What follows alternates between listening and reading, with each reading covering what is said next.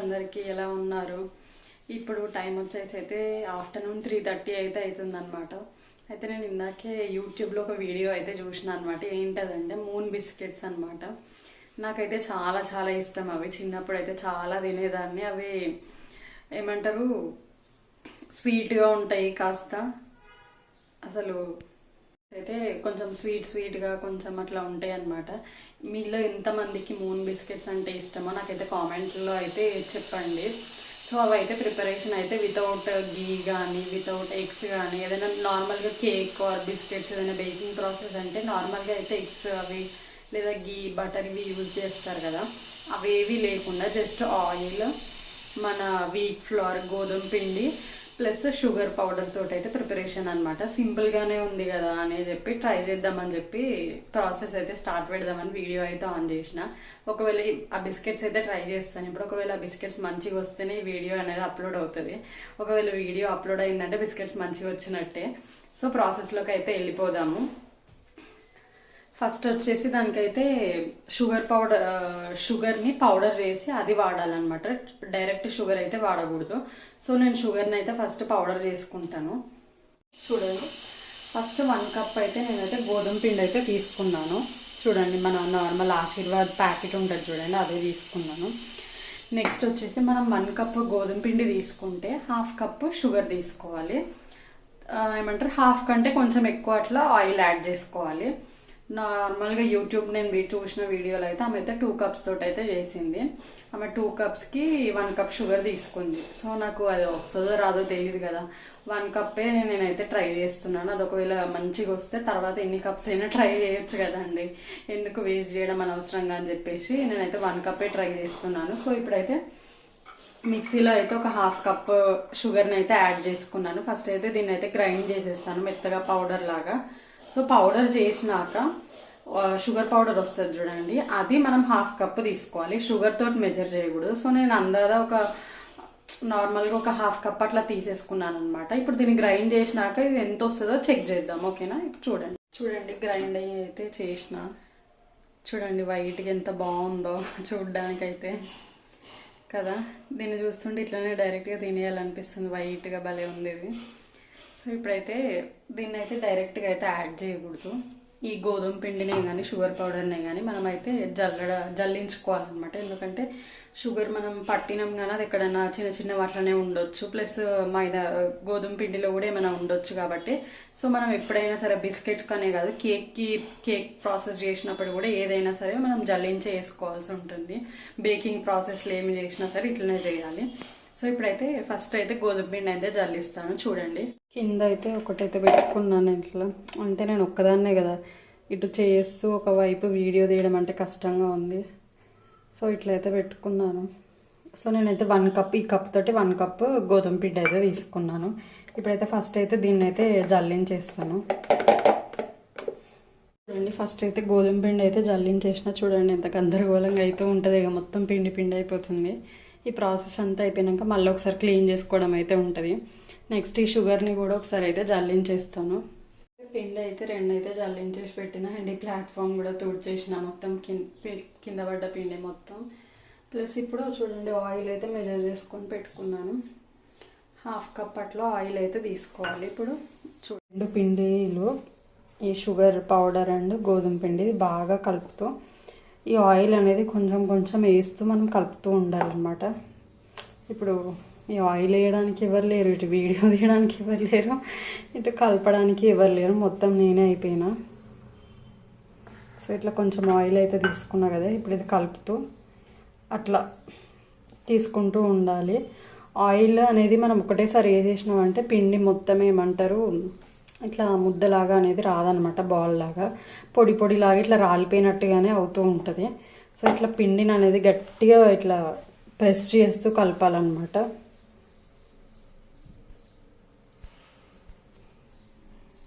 చూడండి సాఫ్ట్గా పిండిని అయితే కలిపేసుకున్నాను. అది కాస్త మనం షుగర్ పౌడర్ వేసినాం కాబట్టి అది కొంచెం విచ్చుకుపోయినట్టుగా అట్లనే ఉంటుంది.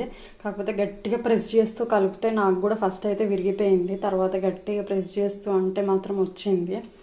నెక్స్ట్ ఇట్లా మనం చపాతీ పీట అయితే తీసుకొని దీని మీద గట్టిగా కోలేసి అయితే ప్రెస్ చేయొద్దు. జస్ట్ హ్యాండ్ తోటి ఇట్లా మెల్లమెల్లగా నీట్ చేసుకుంటూ ఒక మందమైన బాల్ లాగా చేయాలి. నాకు కొంచెం వీడియో తీయడానికి కష్టంగా ఉంది, మొత్తం తీసాక నేను చూపిస్తాను, ఆగండి. నాకు ఫస్ట్ అయితే అన్నీ క్రాక్స్ వచ్చినట్టు అట్లా అనిపించి, తర్వాత నేను క్రాక్స్ వస్తుంటే ఏం చేశానంటే కాస్త ఆయిల్ అనేది చేతికి అప్లై చేస్తూ నీట్ చేశాను. ఇది రౌండ్గా అనేది పెట్టకూడదు, కొంచెం చూడండి, కొంచెం ఎడ్జెస్ని ఇట్లా అరేంజ్ చేసుకొని కొంచెం స్క్వేర్ లాగా అయితే నేను అరేంజ్ చేశాను. సో ఇట్లా పెట్టాక ఇక్కడ మనం ఫింగర్ అన్ని ప్రింట్స్ ఉంటాయి కదా, సో అదంతా నీట్గా ఉండడానికి ఒక్కసారి జస్ట్ ఇట్లా కోలో పెట్టేసి కొంచెం ఇట్లా రోల్ చేయాలండి. కొంచెం అది నీట్గా ఇవ్వేలాగా కొంచెం ఎడ్జెస్ని ఇట్లా మనం అరేంజ్ చేసుకోవాలి. ఏదైనా ఒక వాటర్ బాటిల్ క్యాప్ని ఇలా తీసుకొని ఇప్పుడు మనం మూన్ షేప్స్ అయితే ఈ వాటర్ బాటిల్ క్యాప్తో అయితే కట్ చేయాలి. చూడండి, ఇట్లా ఏదైనా ఒక ఎడ్జ్ నుంచి ఇట్లా కట్ చేయండి, లేదా దీంట్లో మధ్యలో ఫస్ట్ స్క్వేర్ లాగా కట్ చేద్దామండి. ఫస్ట్ అట్లయితే ఈజీగా ఉంటాయి. ఫస్ట్ అయితే చాక్ తీసుకొని 2 ఈక్వల్ స్క్వేర్స్ ఇట్లా 2 హాఫ్స్ లాగా కట్ చేయండి. ఇట్లా కట్ చేశాక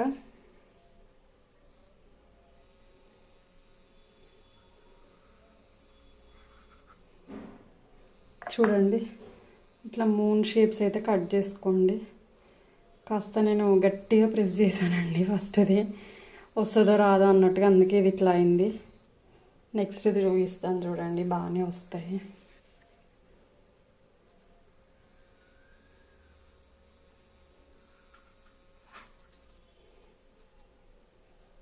ఎడ్జ్ పోయింది, దీనికి కూడా ఎడ్జ్ అనేది పోయింది. ఆగండి ఒక్క నిమిషం. అందుకే షేప్స్ తోటే మార్కెట్లో ఇది షేప్స్ కట్ చేసేది కూడా ఉంటుంది. ఇదిగో చూడండి, ఇప్పుడు చూడండి పర్ఫెక్ట్గా వచ్చింది. నేను ఫస్ట్ టైం చేస్తున్నాను, చూడండి. ఇప్పుడు ఇట్లా కట్ చేసుకున్నవన్నీ ఒక ప్లేట్కి అయితే ఫస్ట్ అయితే ఆయిల్ అప్లై చేసి పెట్టి దాంట్లో అయితే పెట్టాలి.